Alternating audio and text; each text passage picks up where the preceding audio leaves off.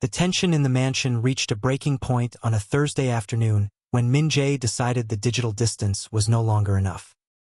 He needed to see her eyes shift under pressure, to hear her voice crack when the weight of his authority bore down on her. He summoned Saad to the library, the room where the eternal crane had first vanished. He stood by the empty display case, his back to the door, listening as her soft footsteps came to a halt on the thick rug. When he turned, his expression was a mask of cold, unrelenting steel. "I have been watching you, Miss Adeyemi," he began, his voice dropping to a dangerous, low-register whisper that had made hardened men tremble. He moved into her personal space, his shadow engulfing her smaller frame. "I see the way you move in the dark. I see the phone calls you hide. And I still see an empty space where a priceless family heirloom used to be." He leaned in, his gaze boring into hers with predatory intensity. "Admit it. You took the brooch to pay for your father's life. Tell me the truth, and I might show you mercy." The accusation hung in the air like a poisoned mist, but to Min-jae's shock, Saad did not flinch. She did not look at the floor or offer a panicked apology. Instead, she stood straighter, her chin lifting in a gesture of quiet, unshakable dignity. Her eyes, though filled with the weariness of her sleepless nights, burned with a fierce, honest fire. "You have all the power in this world, Mr. Yu, but you are a poor man if you think everything has a price," she said, her voice steady and clear. "I came here because I am a nurse, and I am a daughter. I am working for my father's life, yes, but I would not trade my soul or your mother's peace to save him. He didn't raise a thief." She stepped forward, reclaiming the space he had tried to steal. "You watch me through your cameras, yet you see nothing. You see a suspect, while your mother sees the only person in this house who remembers she is still alive." For the first time in his adult life, Min-jae felt the ground shift beneath him.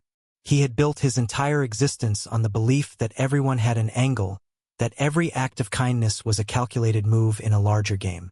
But as he looked at Saad, unafraid and resolute even in the face of his lethal reputation, the logic of his world began to feel like a cage. He had expected a confession or a plea. He received a mirror. The silence that followed was deafening, and as Saad turned and walked back toward his mother's wing without waiting for his dismissal, Min-jae realized with a jolt of terror that he wasn't just questioning her anymore. He was finally questioning himself. The silence of the security room felt heavier than usual as Min-jae pulled up the archive from the previous night. He had told himself he was looking for technical inconsistencies, but his hand trembled as he scrolled through the footage. He stopped at a clip timestamped 2:14 a.m. The camera, hidden behind a traditional silk screen, offered a perspective that felt intrusive, yet he could not look away. In the flickering light of a bedside lamp, Mrs. Seo Yun-ok was unusually lucid, her eyes clear as she gripped Saada's hands. Saad was sitting on the edge of the bed, her face weary but her expression filled with a tenderness that Min-jae had rarely seen directed toward himself. The audio picked up his mother's voice, fragile but certain. "You are the daughter my heart chose," she whispered, her voice cracking with an emotion that bypassed her dementia. "Mio and Min-jae, they have my blood, but you, Saad, you have my soul." Min-jae's breath hitched in his throat. He watched as Saad leaned forward, resting her forehead against his mother's. "Mr. Yu loves you, Iamoni," Saad said softly, defending the man who had spent the last week treating her like a criminal. He is lost in a world that doesn't allow for light." His mother shook her head, a tear escaping and trailing through the deep lines of her face. "No," she said, her voice dropping to a painful rasp. "My son has forgotten how to love. He has become like his father, all power, no heart. He looks at me and sees a burden to be secured, not a mother to be held." She clutched Saada's arm with surprising strength. "He has built walls so high that he has trapped himself inside them. He has lost his soul, and I am dying in pieces, watching him disappear into the cold." On the monitor, Saad didn't argue further. She simply pulled the elderly woman into a hug, whispering a Nigerian lullaby that seemed to quiet the storm in the old woman's chest. Min-jae sat frozen in the blue glow of the screens, his mother's words echoing in his skull like a death toll. He looked at his hands, the hands of a man who ruled an empire with fear, and realized they were empty. He had spent a fortune to protect her body while letting her spirit starve, and the outsider he had sought to destroy was the only one providing the nourishment he was too hard to give. The footage continued, but Min-jae's vision blurred. He wasn't watching a maid anymore. He was watching the mirror of his own failures. For the first time in years, the ice around his heart didn't just crack. It shattered, leaving him raw and reeling in the silence of his own making. The blue glow of the surveillance monitors felt like a cold interrogation lamp, stripping away the lies Min-jae had told himself for years. He sat in the hollow silence of his office. The images of Sada's selfless care still burned into his retinas like an indictment.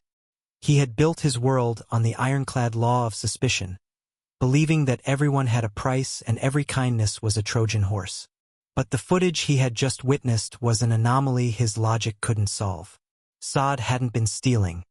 She had been giving, pouring her own spirit into a woman whose own blood had left her to starve in a gilded cage. His mother's voice, fragile but devastatingly lucid, continued to ring in his ears. "My son has forgotten how to love." The words felt like physical blows, bruising a heart he thought he had successfully turned to stone.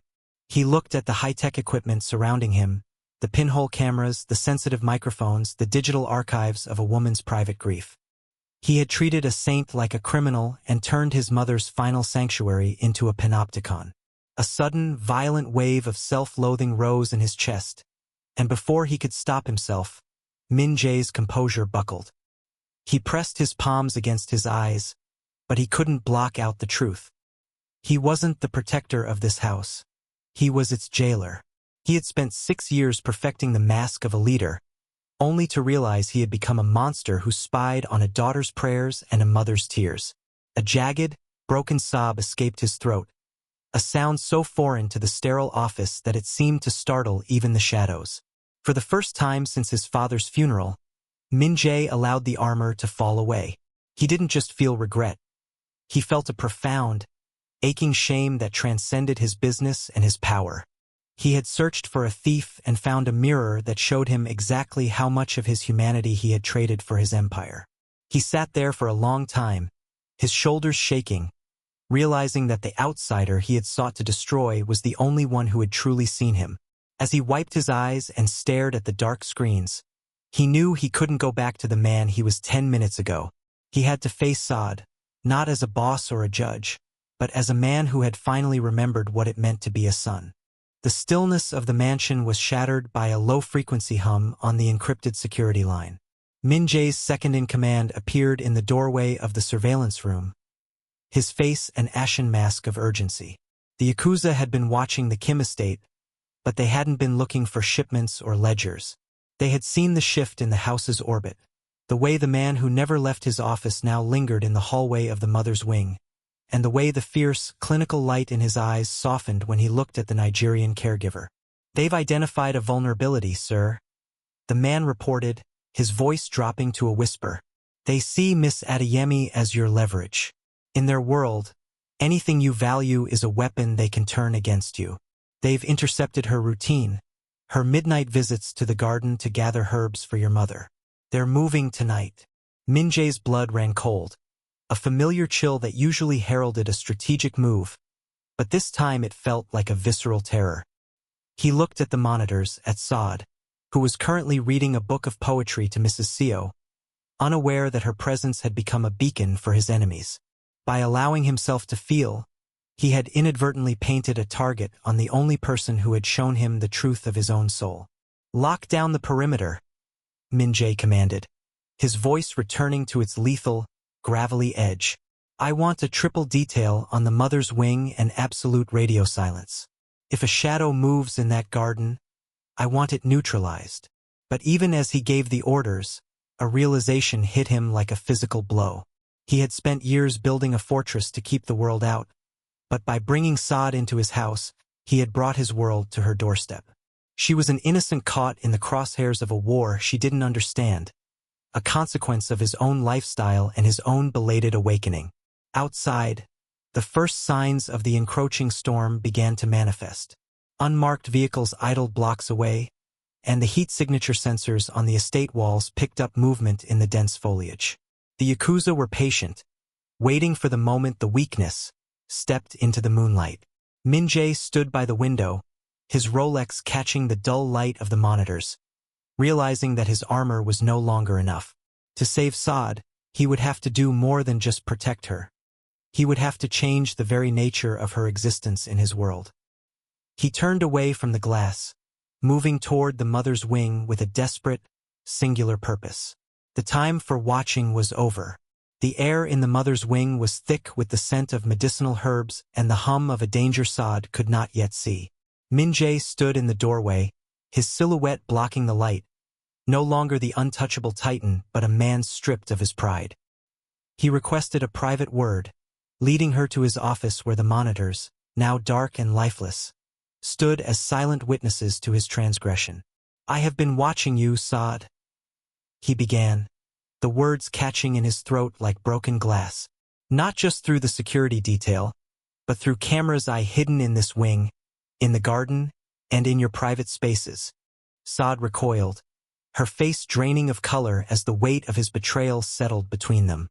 He confessed to every minute of surveillance, admitting he had watched her tears, her prayers, and her most intimate moments of grief. He begged for a forgiveness he knew he did not deserve, acknowledging that while he sought a thief, he had instead discovered the only person who truly saw his mother as a human being. Sada's anger was a quiet, vibrating force. "You turned my love for your mother into a crime," she whispered, her voice trembling with the hurt of a violated soul. "I was a monster," Min-jae conceded, "but I am a monster who now knows that my world is coming for you." He explained the Yakuza's move, revealing that her kindness had made her his greatest vulnerability. If she stayed as a mere employee, she would always be a target to be snatched away as leverage. "In my world, there is only one shield that never breaks," Min-jae said, stepping forward with a gravity that demanded she listen. "It is the Kim name. If you are family, you are untouchable." He offered her a marriage contract, a strategic alliance devoid of immediate romantic expectation but bound by a blood oath of protection. It would ensure her father received the world's best medical care for life and give his mother the daughter she had already claimed in her heart. Saad looked at him, at the man who had spied on her and the man who had just wept for his mother. She saw the armor he was finally trying to take off. "I will do it for her," she said finally, her gaze hardening with a new, shared strength. Min-jae bowed his head, not as a boss, but as a man who had finally found a path back to his own humanity through the woman who refused to let his soul remain in the dark.